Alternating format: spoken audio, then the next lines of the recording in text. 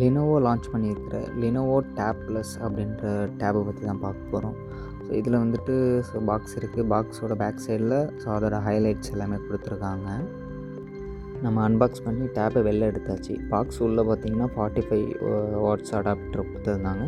So plus cable, அது போக user manual எல்லாமே கொடுத்துருந்தாங்க.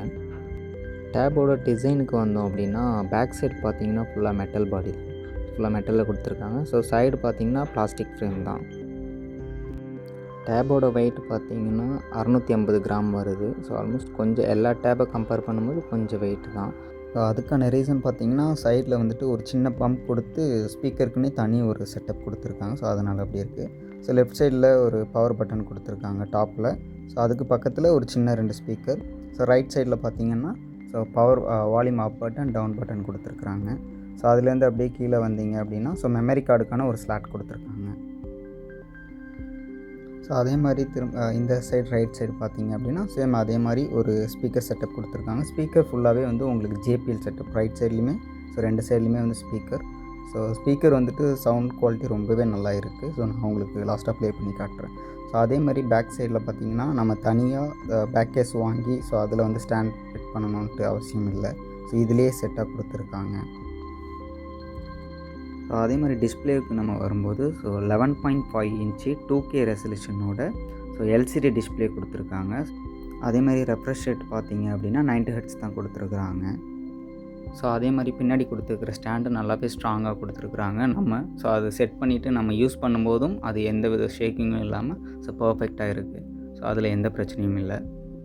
தென் இதில் வந்து சிம் ஸ்லாட் எதுவுமே கொடுக்கல. சிம் கிடையாது, ஒய்ஃபை டேப் தான். ஸோ நம்ம ஒய்ஃபை கனெக்ட் பண்ணி நம்ம யூஸ் பண்ணிக்கலாம். அதேமாதிரி பேட்டரி அப்படின்னு வரும்போது 8600 mAh பேட்டரி கெப்பாசிட்டி கொடுத்துருக்காங்க. தென் லினோவோ தரப்புலேருந்து வந்து 2 வருஷம் ஓஎஸ் அப்டேட்டும் 4 வருஷம் செக்யூரிட்டி அப்டேட்டும் கொடுக்குறதா வந்து ப்ராமிஸ் பண்ணியிருக்கிறாங்க. ஸோ அதே மாதிரி டேப் வந்து 90 Hz அப்படின்னாலும் நம்ம யூஸ் பண்ணுறதுக்கு ஓகே, கரெக்டாக தான் இருக்குது. ஏன்னா ஸோ நமக்கு 90 Hz போதுமான அளவு தான் நான் நினைக்கிறேன். ஸோ 120 Hz எனக்கு பெருசாக அதில் விருப்பம் இல்லை. ஸோ 90 Hz இது நல்லா தான் இருக்குது யூஸ் பண்ணுறதுக்கு. இப்போ ஸ்பீக்கர் எப்படி இருக்குதுன்னு பார்க்குறதுக்கு சாம்பிளுக்கு ஒரு சாங் ப்ளே பண்ணுறேன், எப்படி இருக்குன்னு பாருங்கள்.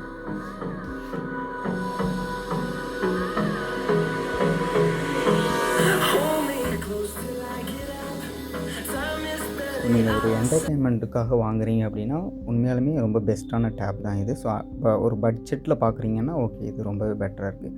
ஸோ அதே மாதிரி அந்த நான் ஸ்டேபிளாக இருக்குன்ற அந்த ஸ்டாண்ட் சொன்னது பார்த்திங்கன்னா ஸோ நம்ம எவ்வளோ பெண்ட் பண்ணி கீழே வச்சாலுமே அது நல்லாவே ஸ்டேபிளாக தான் இருக்குது. யூஸ் பண்ணுறதுக்கும் ஸோ எதுவுமே ஒரு ஷேக்கிங் எதுவுமே இல்லாமல் ஸோ ரொம்ப ஸ்மூத்தாகவே இருக்குது. அதில் எந்த ஷேக்கிங்கும் இல்லை. நம்ம யூஸ் பண்ணுறதுக்கு கரெக்டாக இருக்குது.